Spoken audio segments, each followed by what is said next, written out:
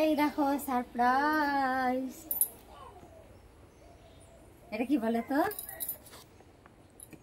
স্বপ্ন পূরণ। তো চলো, এটা হচ্ছে মানে ব্যাক ক্যামেরায়, ফ্রন্ট ক্যামেরায় তোমাদের দেখিয়ে দিচ্ছি।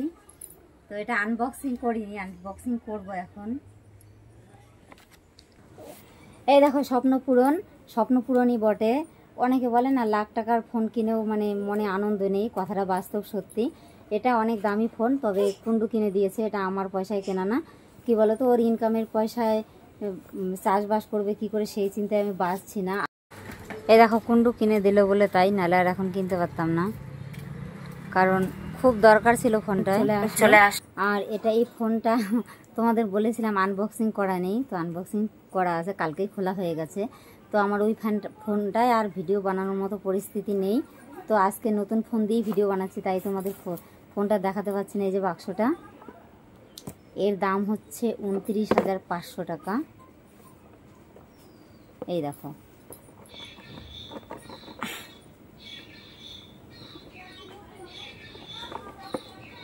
খুলতেও পাচ্ছি না। হ্যাঁ ফাঁকা। এই যে এগুলো সব কাগজপত্র আছে এখানে।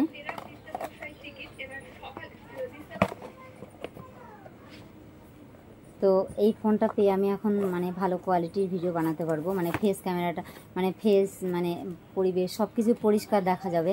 আর এতদিন সব ঘোলা আবছা একদম কেমন দেখা যাচ্ছিল, তো সেই প্রবলেমটা আর থাকবে না।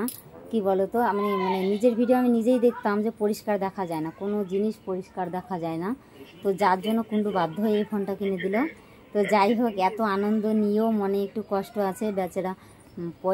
সত্যি কথা বলতে কি 35,000 টাকা লোন নিয়ে আমার এই ফোনটা কিনে দিয়েছে, কিন্তু এখন চাষবাস করবে না, ওর হাতে কিচ্ছু নেই। 5 বিঘা জমি চাষ করবে, মানে কি করে চাষ করবে, মানে সেটাই আমি ভাবছি। আর এত আনন্দের মধ্যে খালি আমি সেই চিন্তাগুলোই করি যে সত্যি মানে ওই যে মানুষে বলে না দুঃখে দুঃখে মানুষ হাসে, সেই আমার দশা হচ্ছে তাই। তো চলো, আমি এই যে রেডি হয়ে গেছি, তোমরা দেখতেই পেয়েছো কটা রিলস বানালাম রাস্তায় গিয়ে। একদম এই দেখো ঘেমে নিয়ে অস্থির হয়ে গেছি। ওই রাস্তায় কটা রিলস বানালাম, এই যে আমার বড় মেয়ে। তো আমি এখন দোকানে চলে যাব, দোকানের জন্য শাড়ি পরেছি, রেডি হয়ে গেছি। তো আজকের মতো টাটা বাই বাই। আজকে আর ব্লগিং কিচ্ছু হবে না।